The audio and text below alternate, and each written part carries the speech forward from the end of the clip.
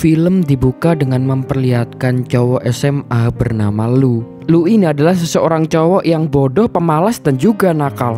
Suatu hari Lu melihat seorang wanita yang sedang bermain piano. Dan entah apa yang terjadi, tapi Lu merasakan hal yang aneh ketika melihat wanita itu. Perasaannya terasa seperti berdebar-debar.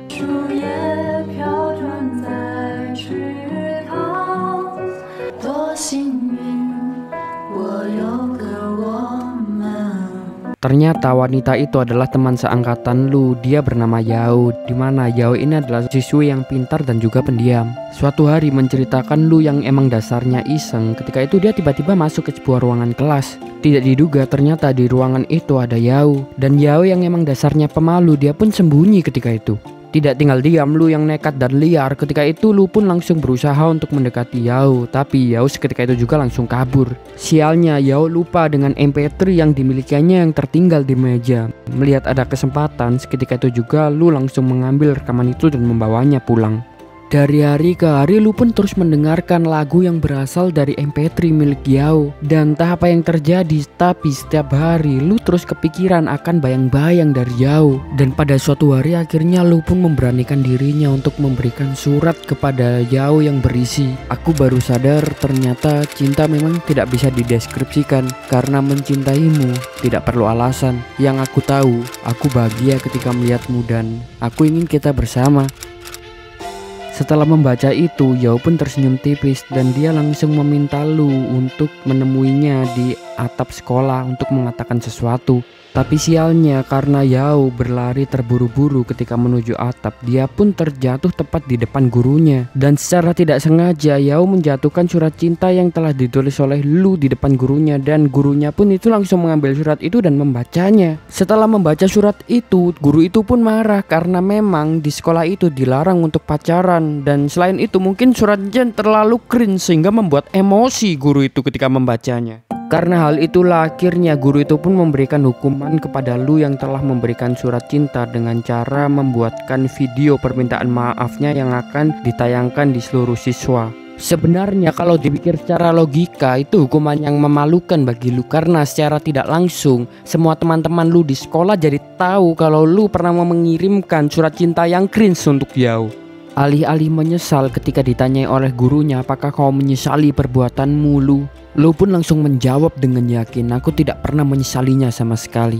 Ternyata benar, jatuh cinta membuat seseorang bertindak bodoh tanpa logika. Dan karena kelakuan gila itulah akhirnya Yao pun mulai jatuh cinta juga ke Lu di saat itu. Film pun beralih menceritakan beberapa tahun kemudian. Tidak disangka-sangka ternyata Yao dan Lu sudah berpacaran semenjak SMA, semenjak kejadian terakhir ketika Lu dihukum oleh gurunya. Ternyata Yao juga mencintai Lu ya, meskipun Lu adalah sosok cowok yang botol, bodoh dan tolol, tetapi Lu ini mempunyai hati yang tulus dan dia sangat berkorban banyak untuk Yao. Karena itulah Yao juga sangat-sangat mencintai Lu. Dan di tahun itu sebenarnya mereka berdua sudah berencana untuk menikah, tetapi mereka sayangnya tidak mempunyai uang. Hal itu dikarenakan saat ini Lu hanya sanggup bekerja sebagai kuli bangunan. Ya meskipun sebagai kuli bangunan, Lu tetap mempunyai mimpi untuk menikah Yao. Karena mimpi itulah Lu bekerja dengan sangat keras ketika menjadi kuli bangunan. Tidak seperti teman-teman kuli lainnya, Lu ini adalah sosok kuli yang semangat.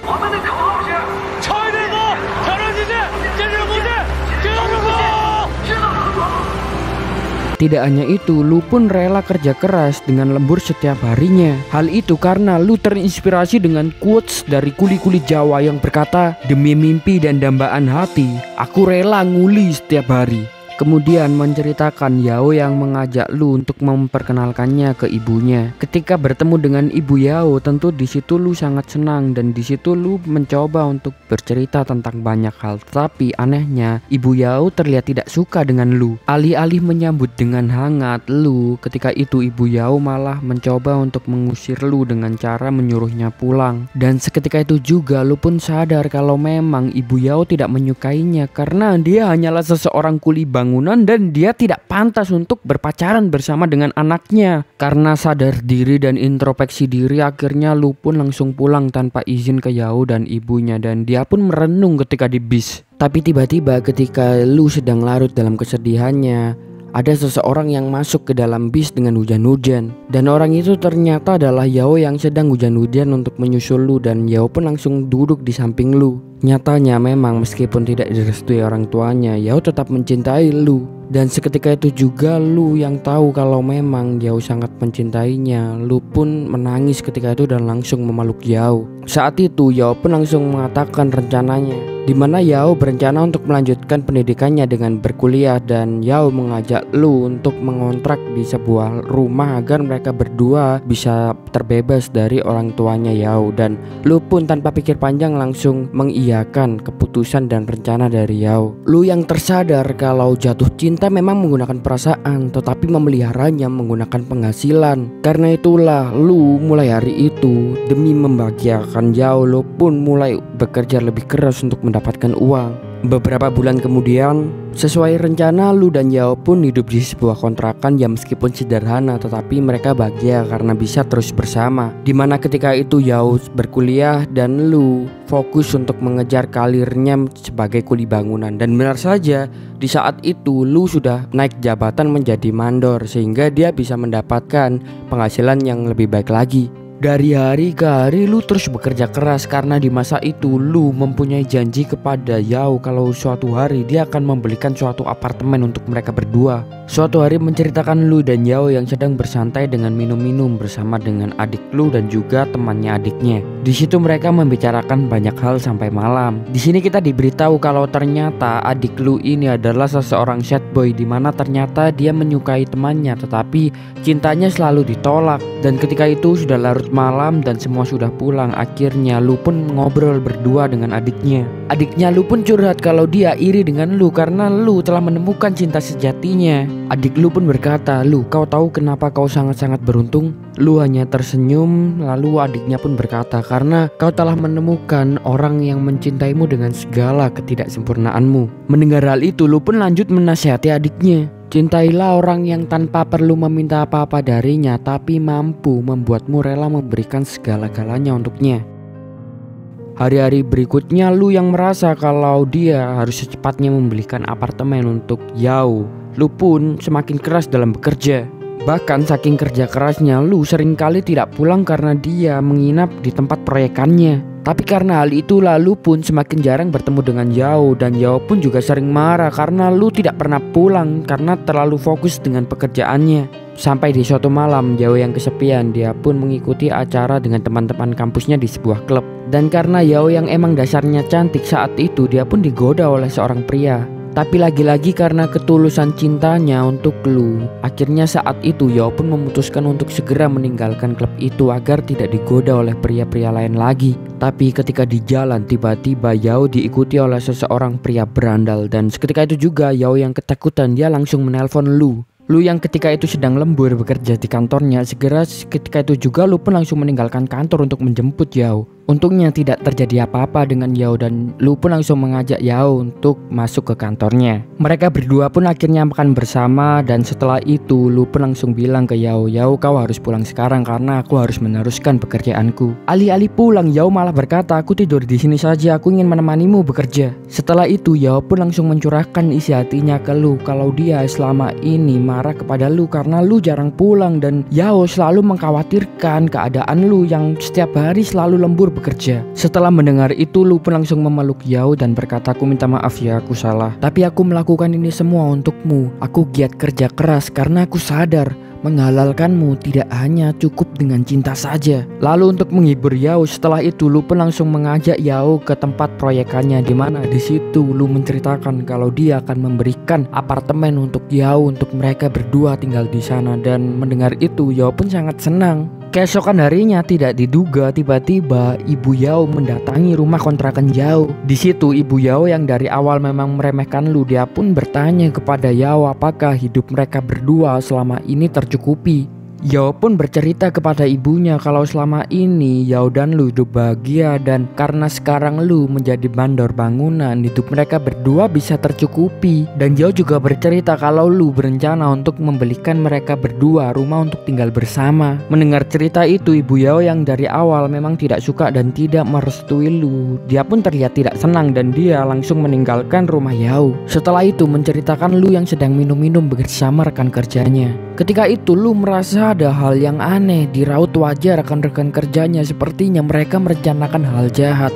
Tapi lagi-lagi Lu tidak mau memikirkan akan hal itu. Dan benar saja, setelah pulang dari tempat itu, tiba-tiba bos Lu memberikan uang yang sangat banyak ke kantong Lu. Tapi Lu yang merasa ada hal yang aneh, dan memang Lu yang orangnya dasarnya baik, dia pun mengembalikan uang itu dan langsung segera pulang. Tapi ketika Lu sedang dalam perjalanan pulang, tiba-tiba dia melihat ada hal yang aneh di tempat proyek yang menjadi tanggung jawabnya. Karena tiba-tiba ada aktivitas pengecoran di tempat proyek itu, yang mana hal itu tentunya melanggar SOP. Dan Lu yang bertugas sebagai penanggung jawab di proyek itu akhirnya pun disalahkan. Dan memang ternyata benar, hal itu dikarenakan sebelumnya ada kawan-kawan kerja dari Lu yang sengaja menjebak Lu, dan karena kejadian itu akhirnya Lu pun terpaksa harus dipecat dari pekerjaannya. Lu yang sedang uring-uringan karena habis dipecat, tiba-tiba dia mendapatkan telepon dari Yao kalau ibu Yao masuk rumah sakit. Tanpa pikir panjang, Lu pun langsung pergi ke rumah sakit. Sesampainya di rumah sakit, Lu tambah bingung karena ternyata ibu Yao belum mendapatkan ruangan, karena di rumah sakit itu hanya tersisa kamar VIP saja. Lu pun mencoba tanya ke petugas rumah sakit berapa harga sewa untuk 1 hari kamar VIP, siapa tahu dia mampu untuk membayarnya. Tapi ternyata harganya sangat-sangat mahal. Lu tidak menyerah begitu saja, dia yang tidak mampu untuk membiayai harga sewa kamar itu. Akhirnya Lu pun menelpon bos dan mantan teman-temannya untuk mengutang. Tapi beberapa saat kemudian tiba-tiba ibu Yao sudah mendapatkan kamar VIP. Tentu di situ Lu bingung dan akhirnya Lu masuk ke kamar itu, dan ternyata di situ ada seorang pria.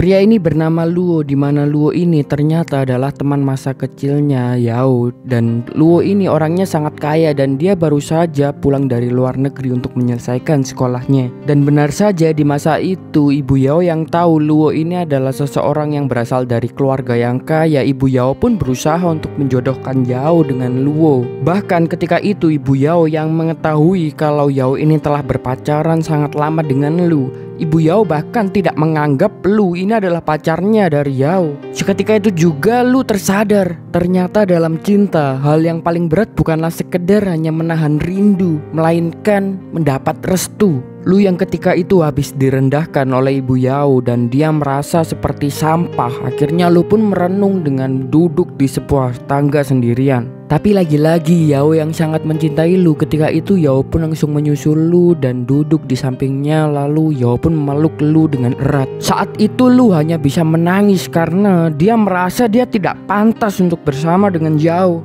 Dan Lu beranggapan kejahatan terbesar yang kulakukan adalah membuatmu jatuh cinta kepada orang miskin sepertiku.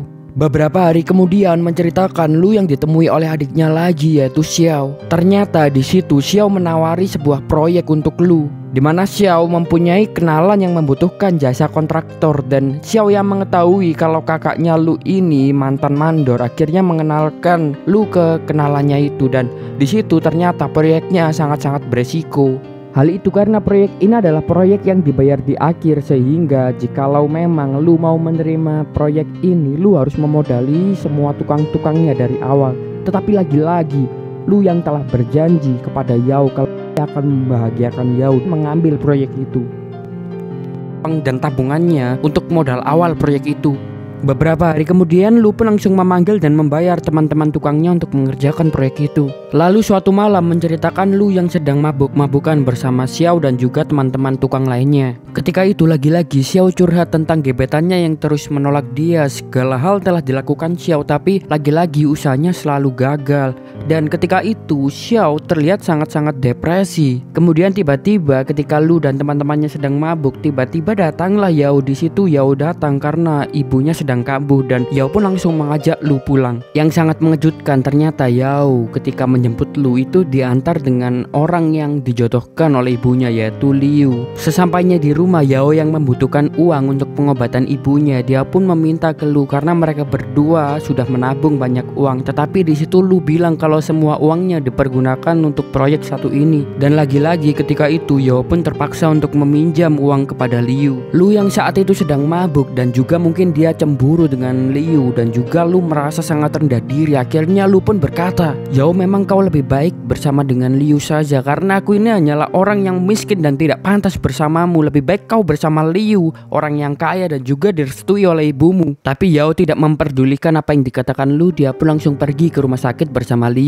Keesokan harinya tiba-tiba tidak diduga terjadi masalah yang sangat-sangat besar karena semua teman-teman tukang Lu itu protes kepada Lu karena belum ada pembayaran yang masuk ke mereka. Tentu di situ Lu bingung karena sebenarnya Lu telah memberikan uangnya semua kepada Xiao untuk diberikan ke teman-teman tukangnya. Tanpa pikir panjang, Lu yang sedang uring-uringan, dia pun langsung pergi ke Xiao dan bertanya, kemana uangnya Xiao? Ketika itu Xiao hanya bisa menangis dan menceritakan kalau ternyata uangnya dia gunakan untuk membelikan hadiah gebetannya dan juga untuk investasi bodong. Hal itu semata-mata dilakukan Xiao karena Xiao telah frustasi untuk mendapatkan cinta dari gebetannya karena memang Xiao sangat mencintai gebetannya. Dan saat itu Lu pun hanya bisa merenung, dia juga tidak bisa marah karena Xiao adalah keluarganya. Lu yang di hari itu ditimpa banyak masalah dan juga dia kehilangan semua uangnya dan proyeknya. Lu hanya bisa pulang dan ketika di rumah Lu tidak bisa menunjukkan kesedihannya di depan Yao. Lebih parahnya di malam itu Yao malah menanyakan tentang rencana pernikahannya dengan Lu. Bukannya Lu tidak ingin segera menikahi Yao, yang ada di pikiran Lu adalah sekarang dia tidak mempunyai apa-apa dan juga dia tidak bisa membahagiakan Yao nantinya. Bahkan ketika itu Lu berpikiran mungkin lebih baik dia meninggalkan Yao agar Yao bisa bahagia dengan Liu. Beberapa hari kemudian menceritakan Lu yang ditawari proyek lagi oleh seseorang. Bayaran gaji untuk proyek ini memang sangat-sangat besar, tetapi resikonya proyek ini diadakan di perbatasan dan juga pengerjaannya sangat lama, memakan waktu bertahun-tahun. Dan memang resikonya kalau Lu mengambil pekerjaan ini pasti dia tidak bisa bertemu lagi dengan Yao. Sebenarnya Lu sangat bimbang ketika itu, tapi Lu yang di masa itu merasa sangat rendah diri dan dia merasa selama ini tidak pernah membahagiakan Yao dan dia juga merasa kalau mungkin Yao bisa bahagia ketika bersama dengan Liu. Akhirnya Lu pun memutuskan mungkin jalan terbaik adalah dia pergi menjauh dari Yao dan memutuskan hubungannya dengan Yao agar Yao bisa bahagia. Karena yang ada di pikiran Lu, aku menjauh bukan karena tak cinta, melainkan aku sadar bahwa aku tak pernah pantas untuk dirimu. Dan benar saja beberapa hari kemudian Lu pun tanpa pamit ke Yao, dia tiba-tiba pergi meninggalkan kota karena Lu tahu Yao pasti tidak mengizinkannya kalau dia pamit ke Yao. Tapi ternyata Yao telah diberitahu oleh adik Lu dan seketika itu juga Yao pun langsung menelpon Lu. Yao pun berkata, Lu, kau mau pergi kemana? Kenapa kau tidak pamitan kepadaku? Memangnya kau tega meninggalkanku sendirian di kota ini? Maafkan aku Yao, aku harus melakukan ini dan aku minta maaf karena selama ini aku hanya menjadi beban untukmu dan aku sama sekali tidak pernah membahagiakanmu. Mendengar hal itu Yao pun mulai menangis dan dia berkata, apa maksudmu Lu? Kau berniat memutuskan hubunganmu denganku? Saat itu Lu pun hanya bisa menahan air matanya. Akhirnya Lu pun membulatkan tekadnya dan berkata, maafkan aku Yao, aku harus mengakhiri hubungan ini. Hal itu dilakukan Lu karena baginya ketakutan terbesar pada hidupnya bukanlah kehilangan Yao, namun melihat Yao kehilangan kebahagiaannya. Dan karena tidak kuat akhirnya setelah itu Lu pun hanya bisa menangis di dalam kamar mandi.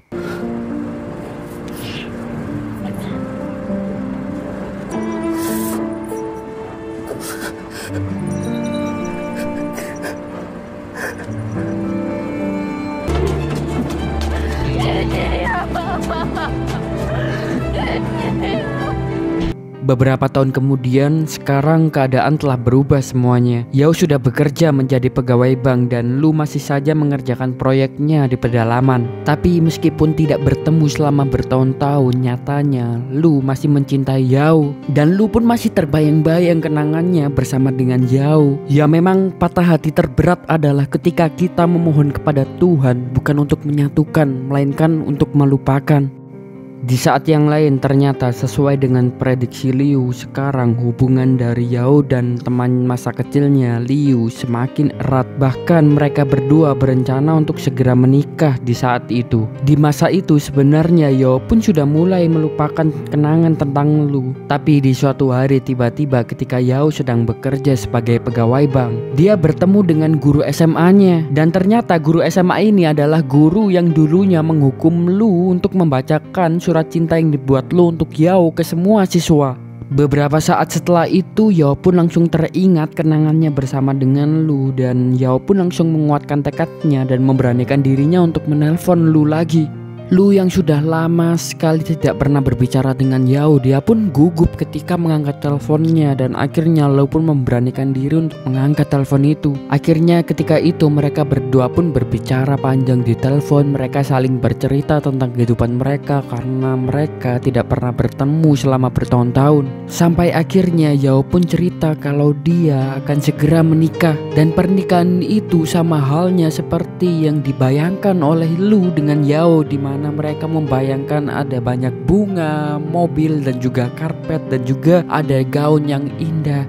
Tetapi hanya satu yang kurang, yaitu mempelai laki-lakinya bukanlah Lu. Mendengar kenyataan itu, Lu hanya bisa meneteskan air matanya. Tapi lagi-lagi dia hanya tersenyum dan berkata, "Semoga kau bahagia ya dengan pernikahanmu." Tapi setelah itu Yao malah marah ke Lu. "Lu, bukankah di SMA dulu kau berjanji untuk memperjuangkanku dan menikahiku? Tetapi mana sekarang janjimu, Lu? Dan aku tidak menginginkan hartamu, aku hanya ingin dirimu berada di dekatku." Lu yang mengetahui fakta bahwa Yao masih mencintainya dan Yao lebih bahagia ketika bersamanya. Akhirnya seketika itu juga Lu memutuskan untuk berhenti dari proyeknya dan pergi ke kota Yao karena dia ingin bersama dengan Yao, dan Lu berjanji untuk menikahi Yao. Setelah kejadian itu Lu pun langsung mengambil mobil dan dia berencana untuk pergi ke kota Yao. Tapi anehnya Yao yang sudah menunggu berhari-hari kedatangan Lu tidak kunjung datang juga. Sampai di suatu hari tiba-tiba Yao menerima pesan dari Lu. Pesan itu berisi sebuah kalimat perpisahan. "Yao, maafkan aku ya, selama 10 tahun ini aku belum bisa membahagiakanmu,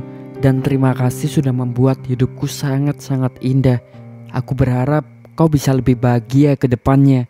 Dan ternyata pesan itu dikirim Lu karena ternyata ketika perjalanan ke kota Yao, Lu terjebak di pegunungan es dan tidak ada satupun orang di sana, dan Lu pun yang sekarat akhirnya berusaha mengirimkan pesan itu, dan beberapa hari setelah itu Lu pun ditemukan telah meninggal dunia. Dan di dalam bukunya pun ditemukan sebuah pesan, "Jika aku mati jangan beritahu Yao, jika aku hidup akan kunikahi dia." Ya, itulah ending dari film ini. Ternyata Lu harus meninggal dunia dan mereka ternyata tidak ditakdirkan untuk bersama. Terima kasih telah menonton konten ini. Jangan lupa saksikan konten selanjutnya.